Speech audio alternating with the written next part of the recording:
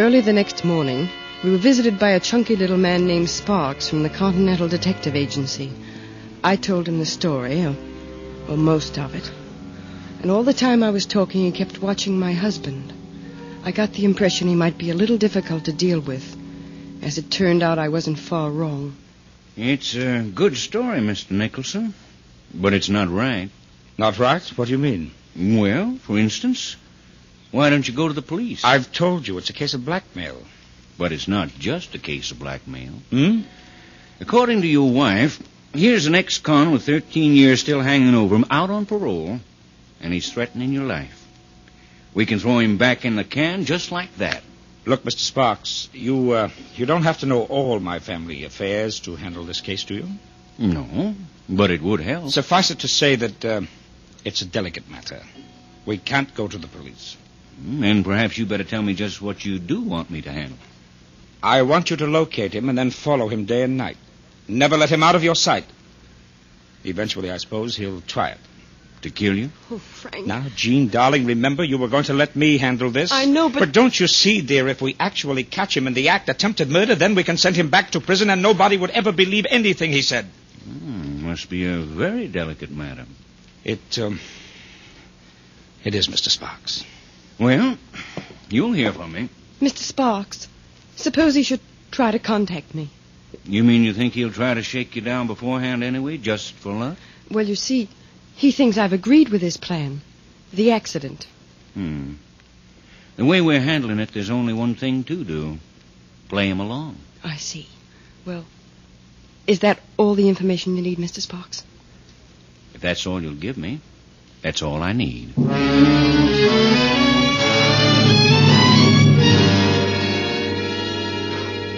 By Friday night, they'd located Charlie. By Monday morning, they knew more about him than his own mother. Frank took the train for San Francisco that night. He wasn't due back until Wednesday morning. Tuesday afternoon, Charlie called me, as I told him to. Hello? Hello, Charlie. Oh, hello, sweetheart. Everything in order? Yes? You get that, what you said you'd get for me? Yes, I got it.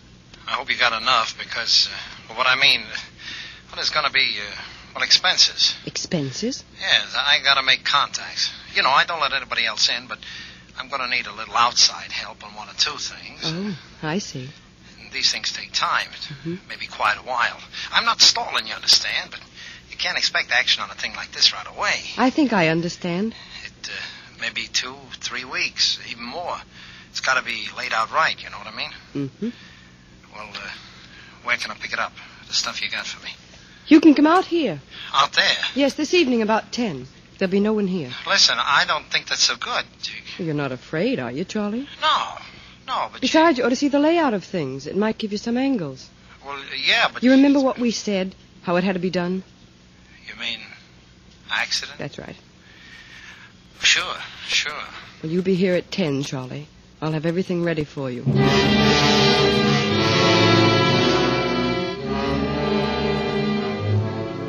I knew then what prison had done to Charlie. He'd lost his nerve.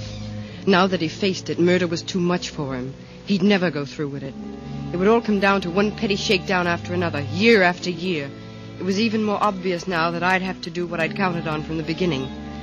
If my husband was to be murdered, he'd have to be murdered by me. Charlie arrived that evening in a rented car, right on time. As I opened the door to him, I noticed another car just putting out its headlights about a quarter of a mile down the hill from our driveway. That would be Mr. Sparks. Charlie had never seen the house before, and he was impressed, but a little nervous. I took him into the drawing room. Hey, quite a layout you got here, sweetheart. Frank likes to have the best of everything, and he can afford it. Sit down. Well, you know I can't stay but a minute or two. What's the matter with you, Charlie? You seem jumpy. Oh, me? Why should I be jumpy? I don't know. I'll tell you something, though. How's the clock? I have had the funny idea somebody was following me the last couple of days. Who'd want to follow you? That's what I can't figure. I'm clean with the local dicks, and they don't tell you unless they think you're working on a job. Nobody else would want to tell me. Unless I've been double-crossed by somebody. Like you, sweetheart. But if I double-crossed you, you'd see that I was sent to the penitentiary, wouldn't you, Charlie? I would devote my entire time to it, sweetheart. And that's why I wouldn't double-cross you, isn't it, Charlie? Yeah, I guess you're smart enough to see that, all right. You got the dough? Yes, I've got it. How much? $1,000. Well, that's... Oh, I know you'll be around shaking me down for more before you get to business. But that will hold you for a while, won't it? Sure. Well, I better be moving. Where's the dough? I don't have it here. You don't have? No, it's in the car. Frank was home for a while, and I didn't want to bring it into the house. He's inclined to be a little snoopy sometimes. Well, let's get it. You can get it on the way out. It's in the glove compartment. No, wait a minute. I'm not sure I like Oh, this. don't be silly. The car's in the garage and nobody's around. It's chilly and I just don't want to go out, that's all. It's in the Cadillac convertible. Yeah. I guess you're in no spot to pull any fast ones at that, are you, sweetheart? Okay. You'll be hearing from me. Yes, Charlie, I'm sure I will.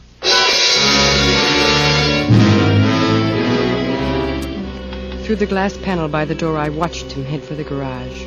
Somewhere out there in the darkness, I knew that Mr. Sparks would be watching him, too. Then I buzzed the house phone for Olson, the chauffeur. He lived over the garage. Olson speaking. This is Mrs. Nicholson. I'm sorry to disturb you, Olson, but I happened to glance out of the window just now, and I thought I saw a man prowling around the garage. A man? Yes. Oh, I suppose it's silly, but would you mind looking out your window and see if you notice anything? Sure, Mrs. Nicholson. Say, Mrs. Nicholson, that's right. I seen him. He was running away. You want me to go after him? He was running away? Sure, he's running plenty, but maybe I can catch him. Oh, no, that's all right. If he was running away, I'm sure he won't come back. There's nothing you could take out there anyway. If you want, I'd be glad to. Oh, no. No, that's all right. I'm sorry I bothered you, Olson. Good night. Good night, Mrs. Nicholson.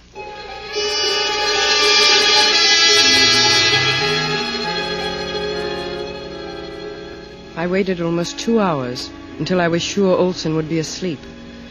Then I went out to the garage myself. I'd taken a course in automobile mechanics during the war. I hadn't learned much, but I'd learned enough to know what would make a steering knuckle fall apart after about an hour or two of hard driving. And Frank was driving down to San Diego the next morning as soon as he got back from San Francisco.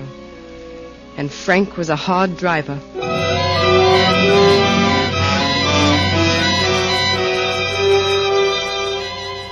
Frank left the next morning on schedule. I won't say it was pleasant waiting. I paced the living room and the hall for almost an hour, but never more than 10 steps from the telephone. Hello? Gene? This is Charlie. I gotta talk to you. I can't talk to you now. Listen, Gene, I gotta tell you something. I can talk to you now. I began my pacing again. The phone rang 3 more times in the next 15 minutes, but I didn't answer it. Then it stopped.